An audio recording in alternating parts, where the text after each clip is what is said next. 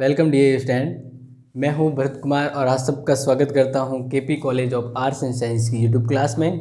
और जैसा कि आपको पता है, हम इस चैनल पे मेरे द्वारा पॉलिटिकल साइंस है वो आपको कंटिन्यू यहाँ पे वीडियो के द्वारा पढ़ाई जा रही है। तो आज जो हम आपको इस वीडियो में बता रहे हैं वो political science B first year के जो लेसन है उसमें लेसन नंबर है 10 और 10 लेसन का ये सेकंड पार्ट है आज, ठीक है ना। इससे पहले 10th लेसन के ऊपर ही एक फर्स्ट पार्ट बना हुआ है और ये सेकंड पार्ट है, ठीक है ना।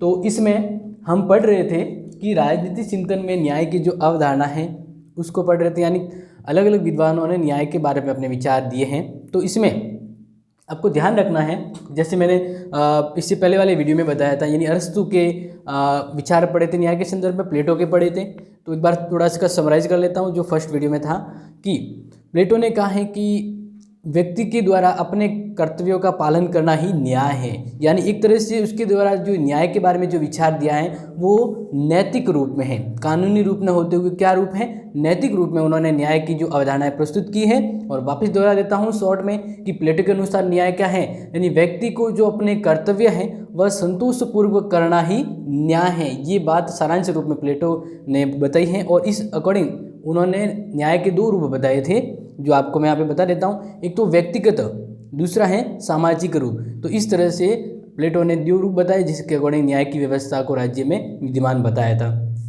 फिर इसके जस्ट बाद हमने पढ़ा था अरस्तु के अनुसार न्याय की जो धारणा है, उसमें यही बताया था कि अरस्तु ने भी लगभग प्लेटो के जैसे ही विचार दिए, लेकिन उन्होंने न्याय के रूप में भेद बताया है। जिस तरह से प्लेटो ने कहा था कि व्यक्तिगत और एक सामाजिक न्याय होता है, वैसे ही अरस्तु ने न्याय के दो रूप बताए हैं, एक तो वितरणात्मक और दूसरा है सुधारात्मक न्याय।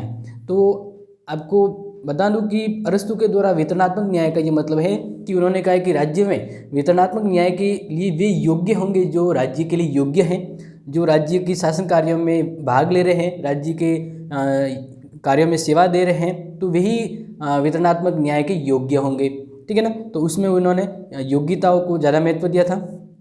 दूसरा है सुधारात्मक। तो सुधारात्मक न्याय में अरस्तु के अकॉर्डिंग ये है कि राज्य में जिस तरह से सुधार होना चाहिए उसमें सामाजिक और कह सके राजनीतिक दोनों पक्ष शामिल होते हैं, और इसमें राज्य में समाज है और समाज में व्यक्ति का जो दायित्व है वह एक तरह से सुधारात्मक रूप में आगे जो प्रक्रिया है वो चलती है। तो इस तरह से दो इसने बताए थे। नेक्स्ट हम आज देख रहे हैं इस वीडियो में संत अगस्टाइन ने न्याय के बारे में क्या कहा है। तो आपको ध्यान रखना है, जैसे फर्स्ट वीडियो स्टार्टिंग में ही मैंने कहा था कि इसके अकॉर्डिंग, यानी इन्होंने ये कहा था कि अगर जिस भी राज्य में न्याय नहीं है, जिस भी राज्य में न्याय नहीं है तो इसका मतलब वहाँ पे वो जो व्यवस्था है वो एक तरह से डाकुओं की लूट फरोख्त की व्यवस्था हो जाएगी। ये एक पहली हेडलाइन मैंने बताई थी कि इस तरह से उन्होंने न्याय के बारे में अपना महत्व मतलब एक महत्वपूर्ण कथन दिया था कि जिस भी राज्य में न्याय जैसा गुण नहीं है तो वह डाकुओं की खरीद फरोख्त की व्यवस्था है वो वहाँ पे हो जाएगी। यानी इस तरह की व्यवस्था जहाँ पे कोई डिसिप्लिन या अनुशासित है या जिस तरह का अच्छा सभ्य जीवन है वो नहीं बन पाएगा जहाँ पर अगर न्याय नहीं है। तो इस तरह से संत अगस्टाइन के विचार को हम आगे बढ़ते हुए उन्होंने कहा है, एक तरह से आपको ध्यान रखना है कि उन्होंने न्याय के किस रूप में व्याख्या की है, ठीक है ना। तो ये आपको ध्यान रखना है, न्याय को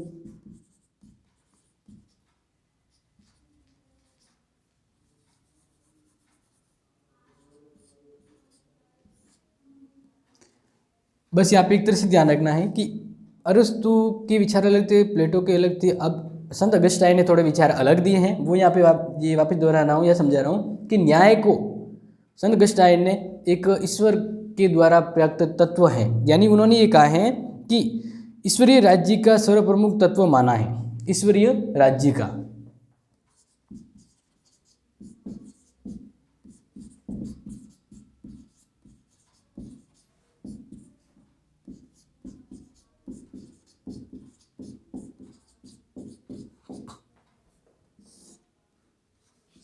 ठीक है ना। तो ये इनके न्याय के विचारों का सारांश यहाँ पे एक तरह से आपको समझना है कि संत अगस्टाइन ने न्याय को एक तरह से ईश्वरीय राज्य, यानी ऐसा राज्य है जहाँ पे ईश्वर के द्वारा कर्तव्य है उनका पालन करना है, यानी ईश्वरीय राज्य तो उस ईश्वरीय राज्य का एक तत्व बताए हैं। यानी ऐसा एक राज्य जो ईश्वर के द्वारा व्याप्त है, उसमें ईश्वरीय गुण हैं, तो उसमें एक तत्व है न्याय। यानी न्याय को ईश्वरीय राज्य का एक तत्व बताया है संत अगस्टाइन ने। तो इसी तरह आगे उन्होंने कहा है कि अगस्टाइन के अनुसार न्याय एक व्यवस्थित और अनुशासित जीवन व्यतीत करने तथा उन कर्तव्यों का पालन करने में है जिनकी व्यवस्था ने मांग की है। तो इस तरह से ये एक तरह से बहुत ही अच्छा विचार यहाँ पे दिया है। और आपको ये समझना है कि न्याय को एक ईश्वरीय तत्व के रूप में किस विद्वान ने व्याख्या की है, तो आपको यहाँ पे ध्यान रखना संत अगस्टाइन, इसने न्याय को एक ईश्वरीय राज्य का एक तत्व माना है। ठीक है ना, मतलब आपको सीधा सी समझना है कि ईश्वर के द्वारा प्रदत्त कार्यों को राज्य के अंदर व्यक्तियों के द्वारा किए जाते हैं, तो वही संत अगस्टाइन के अनुसार न्याय है। ठीक है ना, तो ये एक तरह से ईश्वर के राज्य के संदर्भ में न्याय की व्याख्या करते हैं।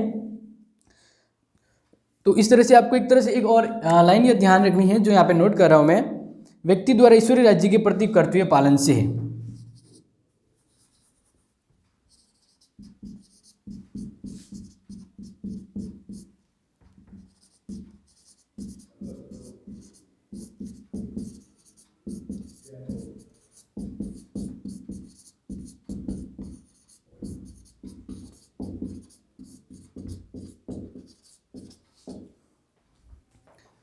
तो संत अगस्टाइन के अनुसार न्याय क्या है, ठीक है ना, तो ये वापिस हो जाएगा आपके सामने एक तरह से वापिस की और अच्छे से इस लाइन के द्वारा आपको इसके संत अगस्टाइन के न्याय के बारे में विचार का ज्ञात हो जाएगा, अनुभव हो जाएगा।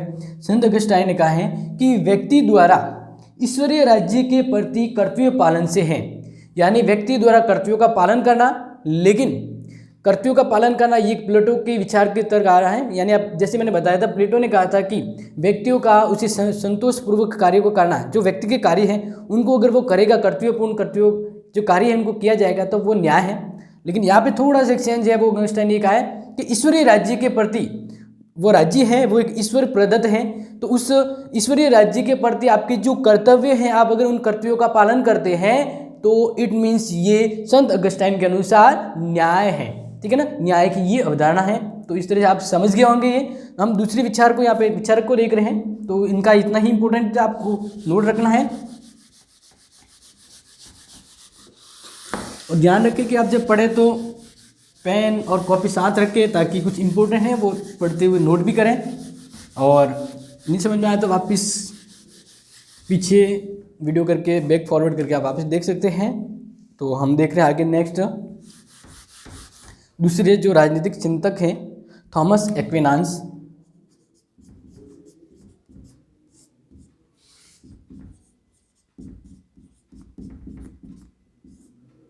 थॉमस एक्विनास यानी इन्होंने न्याय के बारे में क्या कहा है, न्याय की अवधारणा को किस तरह से उन्होंने अपने पुस्तक या अपने विचारों को दिया है, तो वो देखें।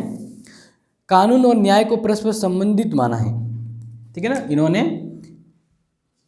कानून एवं न्याय को परस्पर संबंधित माना है। समझ आया ना। तो ये एक तरह से उन्होंने न्याय के लिए कहा है कि न्याय व्यवस्था में कानून तत्व भी शामिल है और दोनों के परस्पर संबंध को ही न्याय को एक व्यवस्थित रूप में कार्य करने के लिए बताया है। तो आपको नॉर्मली ये बस ये ध्यान रखना है कि एग्जाम में जब भी आए किस विचारक के द्वारा कानून और न्याय दोनों को परस्पर संबंध एक तरह से स्थापित करते हुए राज्य में योगदान के रूप में माना है, तो आपको ध्यान रखना है थॉमस एक्विनास। तो उन्होंने बस यही कहा है कि कानून और न्याय को परस्पर संबंधित मानते हुए न्याय की विवेचना की है, यानी न्याय को समझा है। तो यहाँ पे आपको ध्यान रखना है कि न्याय राज्य में तभी सफल हो पाएगा, या न्याय के अकॉर्डिंग लोगों को जो न्याय की जो व्यवस्था है या जो अधिकार वो तभी मिल पाएगा जब वहाँ पे कानूनन व्यवस्था हो। कानून की जो रूपरेखा है यानी कानून का जो पालन हो रहा है वो भी न्याय के अकॉर्डिंग होना चाहिए, और इन न्याय के गुणों को पालन करते हुए कानून के द्वारा कानून का जो पालन हो रहा है वो न्याय को देखते हुए, यानी ऐसे कानून हो बनाए जाए राज्य में जो न्यायपूर्ण हो। तो मतलब कानून और न्याय दोनों को शामिल में विचारों को दिया है वो थॉमस एक्विनास ने दिया है। तो आपको समझ में आना चाहिए कि थॉमस एक्विनाइंस के द्वारा न्याय के बारे में क्या विवेचना है। तो आपको ध्यान रखना जब भी आए कि थॉमस एक्विनाइंस के द्वारा न्याय और कानून को परस्पर सहयोग मानते हुए, संबंधित मानते हुए विवेचना की है, यानी वर्णन किया है। और इसमें ये कहा है कि राज्य के लिए एक ऐसे आदर्श न्यायपूर्ण कानून बनाने चाहिए जो व्यक्ति के विकास और उसके जीवन के लिए हितकर हो। तो आदर्श और न्यायपूर्ण कानून, मतलब न्याय और कानून दोनों को परस्पर संबंधित मानते हुए उन्होंने विवेचना की है यहाँ पे। तो इस तरह से हमने अलग अलग विचारकों के, जैसे प्लेटो, अरस्तु, आपने संत अगस्टाइन को पढ़ा है, थॉमस एक्विनाइंस के विचार को यहाँ पे मैंने आपको समझाने का प्रयास किया है। तो इस तरह से अलग अलग विचारकों ने, जो प्राचीन विचारक है, चिंतक, इन्होंने न्याय के बारे में जो विचार दिए हैं वो आपको मैंने यहाँ पे समझाया है। तो इस तरह से हम एकदम निष्कर्ष पे पहुँचे तो इनके विचार को क्या समझे कि न्याय क्या है। तो देखिए, न्याय का मौलिक तत्व यहाँ पे जब भी हम देखते हैं तो सारांश रूप में हम यही समझेंगे कि न्याय का मौलिक तत्व ज़्यादातर क्या विद्यमान है, समानता। यानी जब भी अलग अलग विचारकों ने ये बात की है न्याय के बारे में जो विचार दिए, इसमें हम ज़्यादातर यही देखते हैं कि न्याय का मौलिक तत्व है वो क्या है, समानता। यानी न्याय भी क्या व्यवस्था कर रही है, राज्य में समानता की। यानी न्याय लोगों को कब मिलेगा, जब लोगों में समानता, किसी भी तरह का भेदभाव, विशेषाधिकार नहीं होगा, सभी इक्वल होंगे, यानी समानता होगी, तभी वहाँ पे लोगों को न्याय मिल सकता है। तो इस तरह से हाईलाइट ये क्या हो रहा है कि न्याय का मौलिक तत्व क्या है, समानता। ठीक है ना। तो प्राचीन युग में जहाँ न्याय की नैतिक दृष्टि से विवेचना की गई थी, जैसे प्राचीन जो विचारक थे, तो प्राचीन समय में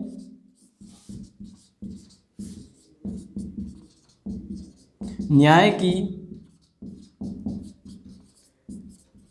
नैतिक रूप में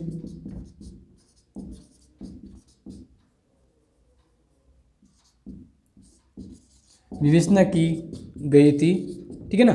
यानी कहने का मतलब ये है कि जो प्राचीन जितने भी विचारक हैं या उस समय के जो न्याय के संदर्भ में जो विचारधारा थी, उसमें न्याय को एक तरह से क्या माना था, नैतिक रूप माना था। क्या माना था कि न्याय एक तरह से नैतिक विचार के तहत, यानी अपने कार्यों को करना, समाज में उच्च आदर्श को स्थापित करना। तो इस तरह से आपको ध्यान रखना है कि प्राचीन समय में न्याय को किस रूप में समझा है या इस तरह के विचार दिए, तो आपको ध्यान रखना नैतिक रूप में।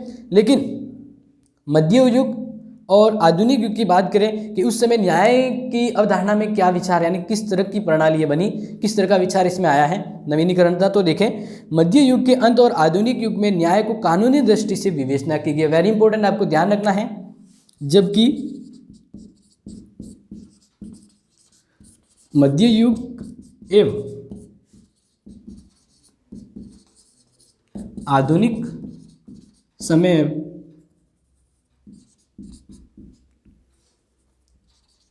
न्याय की कानूनी विवेचना की गई है।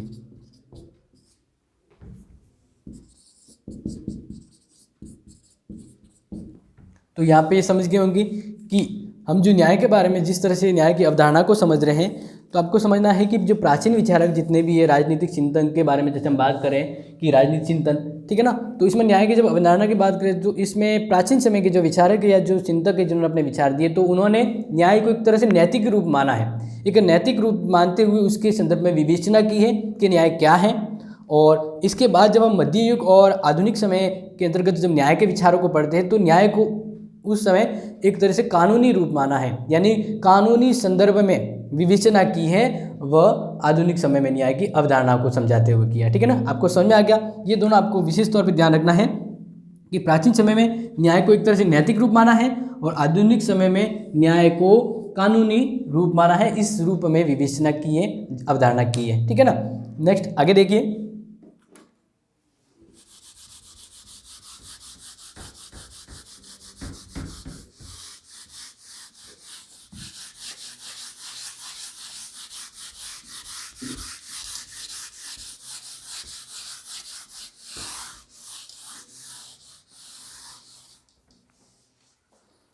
तो अब हम देख रहे हैं कि जिस तरह से ये भी जो हम बात कर रहे हैं वो कहीं ना कहीं जो दार्शनिक जैसे विचारक जो भी आ रहे हैं वो विदेशी हैं। तो अब हम ये नेक्स्ट, अब जो अपना टॉपिक है नेक्स्ट वो ये है कि भारतीय चिंतन में भारतीय विचारकों के अनुसार न्याय क्या है, उन्होंने न्याय को किस रूप में माना है, हम वो देख रहे हैं।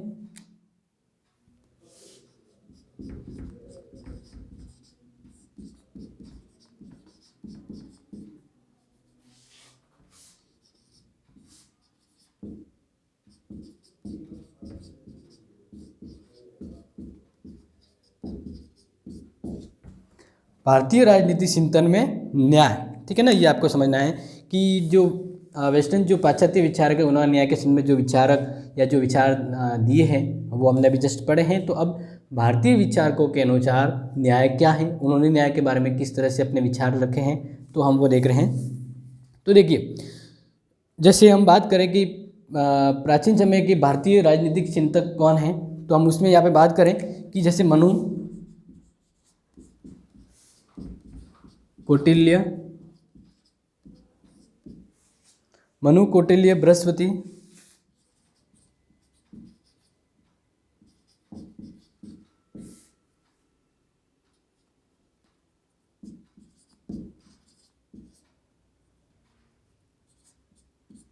तो इस तरह के जो ये विचारक हैं, ठीक है ना, राजनीतिक चिंतन में, भारतीय राजनीतिक चिंतन में इन विचारकों को यहाँ पे बार बार सामने आ रही है कि राजनीतिक चिंतन के तौर पे भारतीय विचारक कौन कौन से हैं। तो मनु, कौटिल्य, बृहस्पति, शुक्र और भी अन्य हैं, ठीक है ना। जैसे हम देखें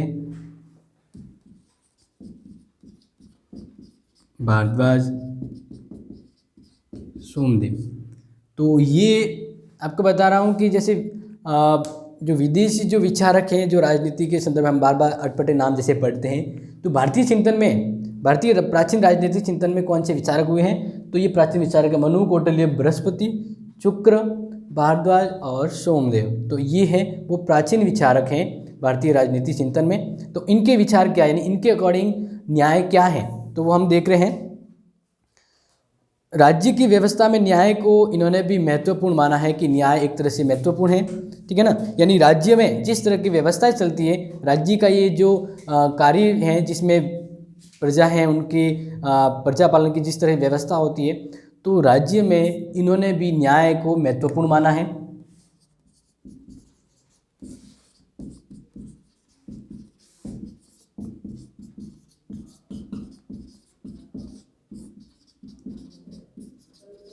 तो बस ये ध्यान रखना है कि भारतीय राजनीतिक चिंतन के द्वारा या जो चिंतक हैं उन्होंने भी न्याय को राज्य के लिए बहुत ही महत्वपूर्ण माना है कि ये एक तरह से राज्य के हित के लिए है, राज्य के विकास, उनके लोगों के लिए न्याय होना जरूरी है। तो इनके विचारों को आगे देखें। मनु ने न्याय की निष्पक्ष और सत्यता पर बल दिया है। मनु ने न्याय की सत्यता एवं निष्पक्षता पर बल दिया है। तो यहाँ पे जैसे मैं नोट कर रहा हूँ, तो ये वो चीज़ है जो आपको ध्यान रखना है कि भारतीय राजनीतिक चिंतन में न्याय की अवधारणा क्या है, यानी वे न्याय को किस रूप में मानते हैं। तो वही मैं यहाँ पे नोट कर रहा हूँ ताकि आपको ध्यान रहे, आप इनको नोट करें, क्योंकि सेल्फ नोटेड है वो आपके एग्जाम में फ़ायदेमंद रहते हैं। तो मनु जैसे भारतीय विचारक हैं, तो मनु ने न्याय की सत्यता एवं निष्पक्षता पर बल दिया है कि न्याय तभी सफल और सही रूप में क्रियान्वित हो सकता है जब न्याय का जो पालन हो रहा है वो सत्यता पर हो, और न्याय के संदर्भ में जो विचार दिए जाए, यानी न्याय के बारे में जो विचार किया जाए, न्याय का जहाँ पालन होगा तो उसके प्रति भेदभाव न हो, यानी निष्पक्षता होनी चाहिए। तो ये यहाँ पे दोहराया गया है, यानी इसको यहाँ पे ध्यान रखना है कि जो मनु हैं उनके द्वारा न्याय को सत्यता और निष्पक्षता पर आधारित माना है, यानी न्याय के जो विचार हैं वो इस आधार पे हैं। तो इसी तरह वे एक स्थान पे लिखते हैं मनु कि जिस सभा का मतलब जैसे यानी जिस न्यायालय में सत्य असत्य से पीड़ित होता है, जैसे न्यायालय की बात कर गए, जस्टिस अपने कोर्ट की बात करें, तो वहाँ पे सत्य के ऊपर असत्य का हमला होता है, यानी सत्य को दबाने का जब प्रयास किया जाता है, तब वहाँ पर जो असत्य का साथ दे रहे हैं वो फिर पाप से पीड़ित हो जाते हैं, उनका नष्ट होना स्वाभाविक है, ये विचार दिया है मनु ने। उन्होंने क्या कहा, वापस दोहरा देता हूँ, उन्होंने कहा है कि जहाँ मतलब न्यायालय में जहाँ पर सत्य के ऊपर असत्य है वह हावी हो जाता है, हावी का मतलब उसका कहीं ना कहीं प्रभाव कभी ज़्यादा हो जाता है, तो उससे जुड़े हुए जो लोग हैं वह पाप से नष्ट हो जाते हैं। ठीक है ना। तो अंततः यही बात होती है कि अगर सत्य परेशान जरूर होगा, लेकिन अंततः सत्य की जो है वो विजय हमेशा होती है। लेकिन जो असत्य का साथ दे रहे हैं, जो न्याय का साथ नहीं दे रहे हैं, वह कहीं ना कहीं पाप से पीड़ित और नष्ट हो जाते हैं। ये बातें मनु ने कही है। तो आगे देखिए, इसी तरह एक हाईलाइट में हम ये समझें कि जैसे एक तो विदेशी विचारक यानी जो पाश्चात्य विचारक हैं राजनीति चिंतन के अंदर, और भारतीय विचारक है जो राजनीति चिंतन में, दोनों के अनुसार हम देखें तो न्याय में क्या फ़र्क आता है। यानी दोनों ने न्याय के ऊपर अपने विचार दिए हैं। तो भारतीय विचारकों ने न्याय के ऊपर जो विचार दिए और विदेशी विचारक यानी प्राचीन, दोनों में फ़र्क क्या है। तो बस वो एक यहाँ पे मैं नोट करना चाहूँगा, आपको ध्यान रखना है कि जैसे प्राचीन जो विचारक थे, जैसे आपको मैं बता दूं, जैसे प्राचीन ये जो पाश्चात्य विचारक है, उन्होंने न्याय को किस रूप में माना है। जैसे बार बार मैंने इसको दोहराया भी है, आप बताइए कि न्याय को पाश्चात्य विचारकों ने किस रूप में माना है या किस रूप में इसकी विवेचना की है। आप बता दीजिए, एक बार गौर कीजिए। नैतिक रूप में माना है, जैसे मैं बार बार बता रहा था नैतिक रूप में, तो वही मैं नोट कर रहा हूँ। यहाँ पे देख लीजिए कि पश्चिमी विचारकों ने न्याय को नैतिक रूप में, न्याय को नैतिक रूप माना है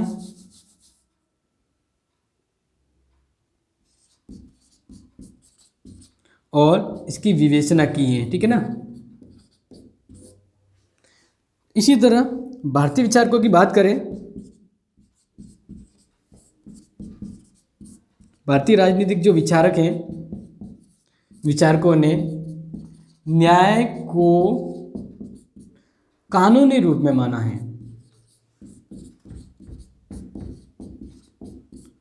है तथा उसी रूप में न्याय की विवेचना की है। समझ गए।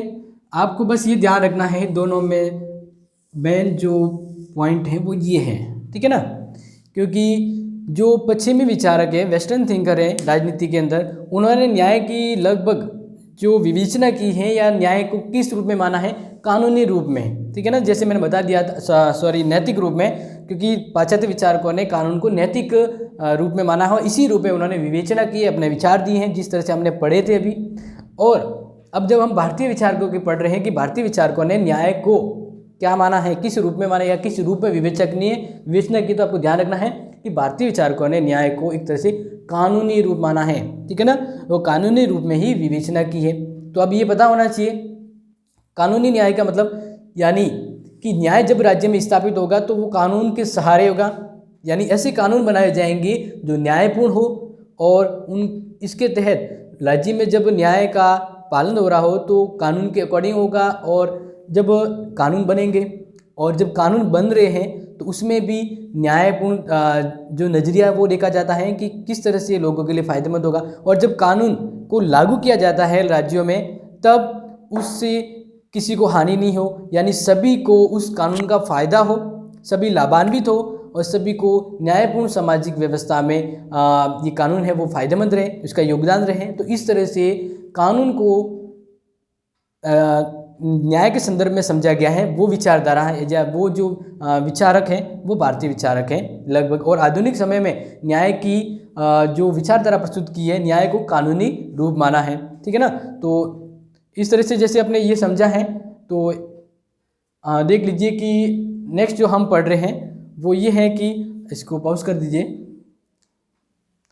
हाँ, तो ये तो आप समझ गए होंगे कि चिंतक के अनुसार जो न्याय है वो किस तरह से है, यानी चिंतकों ने न्याय की क्या विचारधारा दी है। तो बस हाईलाइट में आपको ध्यान रखना, ये शॉर्ट में एक छोटा सा प्रश्न आता है एग्जाम में कि जो पाश्चात्य विचारक है उन्होंने न्याय को किस रूप में माना है या किस रूप में न्याय की व्याख्या की है। तो आपको ध्यान रखना है नैतिक रूप में।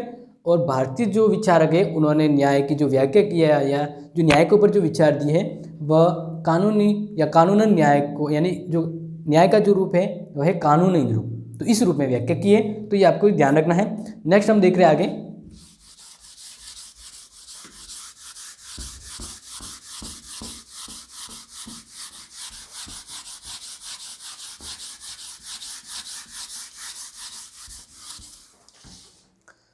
नेक्स्ट देखिए न्याय की धारणा।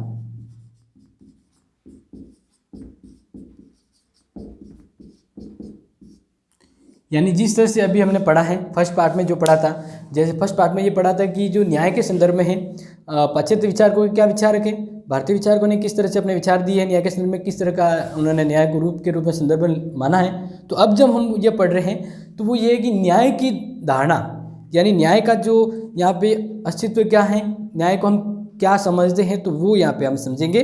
तो देखिए न्याय का अर्थ समाज के व्यापक कल्याण की सिद्धि है। न्याय किस लिए जरूरी है? एक समाज के कल्याण के लिए। आप समझते हैं कि न्याय होना क्यों जरूरी है? क्योंकि न्याय होगा तभी समाज का कल्याण होगा। हर जगह एक व्यवस्था या व्यवस्थित समाज की स्थापना होती है, यानी एक समाज कल्याण के लिए न्याय है वो महत्वपूर्ण होता है। उस व्यापक कल्याण की सिद्धि जो व्यक्ति के अलग अलग कल्याण से हो, उस व्यापक का मतलब, व्यापक कल्याण मतलब पूरी जो समाज है उसके हर क्षेत्र तक व्यक्ति का कल्याण होना चाहिए, ठीक है ना। व्यापक कल्याण यानी हर क्षेत्र में उसकी व्यक्ति या समाज के क्षेत्र भिन्न भिन्न होते हैं, तो उनके सभी क्षेत्र में कल्याण होना चाहिए, यानी उससे लाभान्वित होना चाहिए, तो ये कल्याण के रूप में है। तो इस तरह से न्याय की धारणा में ज़्यादातर क्या होता है, आपको ध्यान रखना है कि न्याय की जो धारणा है वो किस रूप में, ज़्यादातर हम देखते हैं कि दो विचार हैं वो हमारे सामने आते हैं जब भी हम न्याय को पढ़ते हैं। तो न्याय की धारणा के मुख्यतः दो आधार हैं।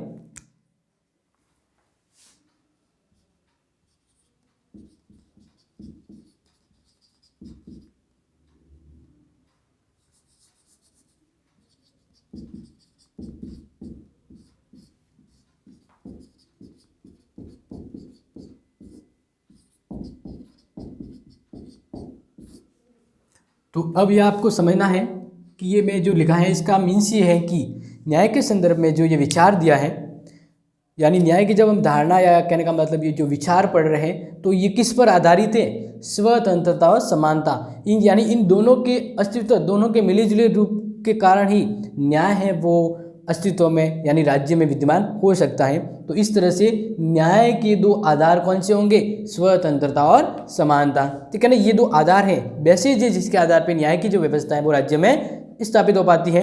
तो इस तरह से हम देख रहे हैं कि ये दो आधार हैं, इस पर न्याय की जो व्यवस्था है वो सफलतापूर्वक राज्य में स्थापित होती है। तो अब हम जो पढ़ रहे हैं वो आपको ध्यान रखना है कि न्याय के विविध रूप,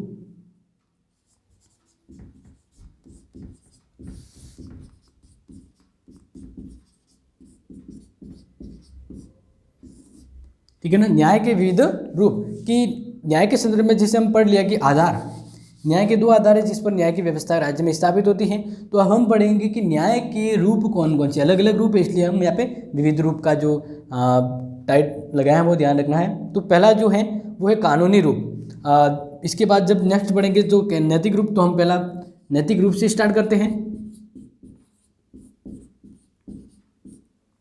तो ध्यान रखना है कानून जो अपना न्याय के बारे में जैसे हम पढ़ रहे हैं कि न्याय के विविध रूप के ऊपर, तो पहला न्याय के संदर्भ में जो रूप है यानी एक तरह से प्रकार है, ये समझ लीजिए कि न्याय जो राज्य में जिस तरह से स्थापित होता है तो इसकी एक तरह से रूप क्या होंगे, प्रकार क्या होंगे। तो पहला प्रकार है नैतिक प्रकार, यानी न्याय एक तरह से नैतिक प्रकार के रूप में भी राज्य में स्थापित होता है।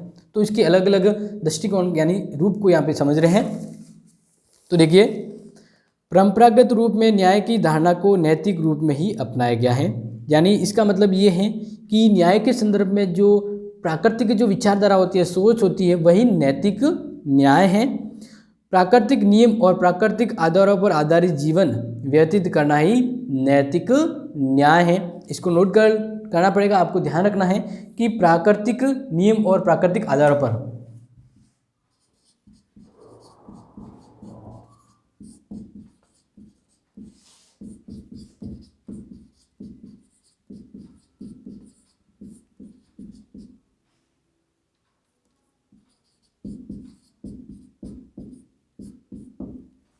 तो ये ध्यान रखना है कि प्राकृतिक नियम क्या, यानी जो अपन कह सकते हैं कि ऐसी व्यवस्थाएं जो वहाँ पर कोई मानवकृत कोई व्यवस्था प्रदान नहीं हो, स्वाभाविक अवस्था हो। कहने का मतलब प्राकृतिक नियम का ये मतलब होता है कि जहाँ पर प्रकृति के द्वारा जो नियम प्रणाली है वो वहाँ पे कायम रहती है। तो इस तरह से ये बताया गया है कि प्राकृतिक नियम और प्राकृतिक आधारों पर, जो प्राकृतिक आधार मतलब जैसे अभी हम जो समझ रहे हैं कि जो हमें जो अधिकार मिले हैं वो संविधान के द्वारा मिले हैं, लेकिन जब संविधान नहीं था तो उस समय जो व्यक्ति के जो अधिकार थे, जिस तरह से व्यक्ति जीवन जी रहा था, उसे अपने जीवन के लिए जो सुविधाएं मिली थी, जो तो वो उसको अधिकार के तौर पे अगर समझें तो प्राकृतिक अधिकार पे हैं, जो स्वतः प्रकृति के द्वारा में व्यक्ति को ये अनुभव होते हैं और उसका वो फायदा उठाता है, तो प्राकृतिक अधिकार। तो वापस दोहरा रहा हूँ, प्राकृतिक नियम और प्राकृतिक अधिकारों पर आधारित जीवन, प्राकृतिक नियम व प्राकृतिक अधिकारों पर आधारित जीवन व्यतीत करना ही नैतिक न्याय है। ठीक है ना, ये आपको समझना है।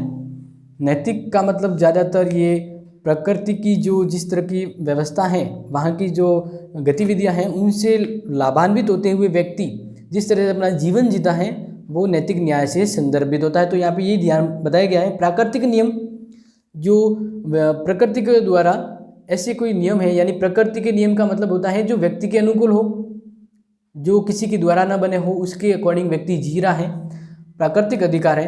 कहने का मतलब यही है कि जब कोई मनुष्यकृत कोई व्यवस्था नहीं थी, मनुष्य के द्वारा नियम नहीं बनाए हुए थे, या मानव की ऐसी कोई संस्था नहीं थी जो व्यक्तियों के ऊपर हावी थी, उनके ऊपर अधिकार कर रही थी, ऐसी कोई व्यवस्था नहीं थी, तब व्यक्ति जिस रूप में अपना जीवन जी रहा था, जिस रूप से यानी जिस व्यवस्था में उसे न्याय प्राप्त था, वही नैतिक न्याय होगा। यानी इसको यहीं पे बता दिया गया है कि प्राकृतिक नियम और प्राकृतिक अधिकारों पर आधारित जो जीवन व्यतीत होता है, वह जो व्यवस्था है वो प्राकृतिक न्याय है। नेक्स्ट देखिए, कानूनी, जैसे अभी मैंने बताया था कि दूसरा रूप है इसका कानूनी न्याय। तो ये आपको समझना है कि कानूनी न्याय किस तरह से है। जैसे मैंने इससे जस्ट पहले भी बताया था कि कानूनी न्याय क्या है, तो वो आपको समझना है। कानूनी न्याय का मतलब ये है कि इसमें कानूनी तत्व है वो विद्यमान होता है। तो देखिए, राज्य के उद्देश्यों में न्याय को बहुत ही अधिक महत्व दिया गया है, क्योंकि राज्य का जिस तरह से कल्याण होता है तो उसके लिए कुछ उद्देश्य होते हैं। इन उद्देश्यों में सबसे प्रमुखता होती है वो न्याय की होती है। यानी राज्य के उद्देश्यों की पूर्ति कब होगी, जब राज्य में न्याय जैसा तत्व है वो शामिल होगा। तो इसको यहाँ पे ध्यान में रखते हुए कानूनी भाषा में समस्त कानूनी व्यवस्था को न्याय व्यवस्था कहा गया है। यानी ध्यान रखना है, कानूनी भाषा में समस्त कानूनी व्यवस्था को न्याय व्यवस्था कहा, यानी जिस तरह से राज्य में कानून के द्वारा व्यवस्था विद्यमान होती है उसी को यहाँ पे कानूनी न्याय कहा गया है, जो न्याय का रूप है। कानूनी न्याय की धारणा के दो अर्थ होते हैं। कानूनी न्याय को हम यहाँ पे समझे तो दो अर्थ में यहाँ पे समझे कि कानूनी न्याय क्या है, वो दो यहाँ पे उसके अर्थ ही बता देते हैं कि कानूनी न्याय क्या है। तो समझना है कि कानून को लागू करना, एक तो यानी सरकार द्वारा बनाई गई पहला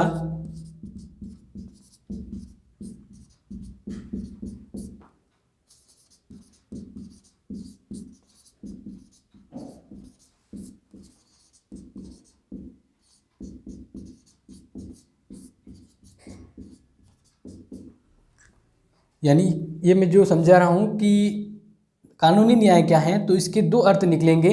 पहला तो ये है कि सरकार द्वारा बनाए गए कानून है वो न्यायोचित होने चाहिए, यानी उचित होना चाहिए, ठीक है ना।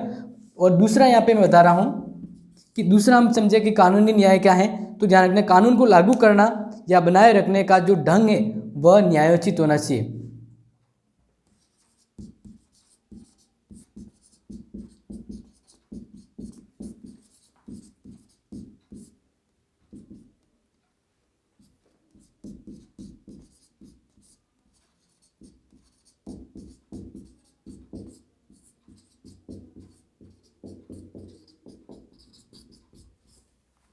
तो देखिए कि कानूनी न्याय क्या है, तो इसके दो अर्थों में हम यहाँ पे समझेंगे कि सरकार द्वारा जो कानूनी व्यवस्था होती है वो न्यायोचित होनी चाहिए। ऐसे कानून बनाया जाए जो समानता के आधार पे हो, जिसमें सभी को अपने रोजगार के लाभ मिल सके। यानी जिस तरह से सरकार जो कानून व्यवस्था बनाती है उसमें सभी का हित हो, सभी का कल्याण हो, तो ऐसे कानून बनाए जाएंगे तो उसको कहेंगे कि सरकार द्वारा बनाए गए कानून है वो न्यायोचित है, यानी कानून के अंदर न्याय का तत्व है वो गुण है वो शामिल है। दूसरा कि कानून को जो लागू किया जा रहा है तो उसको लागू करने के तरीके भी न्याय के अनुचित होना चाहिए, यानी उसमें भी ये देखा जाना चाहिए कि जो लागू किए जा रहे हैं उससे सर्वसाधारण को फायदा पहुंचे। ऐसा नहीं कि कुछ विशेषाधिकार वर्ग हैं वे ही उस कानून से लाभान्वित हो, यानी कानून ऐसे बनाए जाने चाहिए जो सर्वहित के लिए हो और लागू करने का तरीका भी न्यायोचित होना चाहिए। अनुचित तरीके से कानून है जो लागू नहीं किया जाना चाहिए।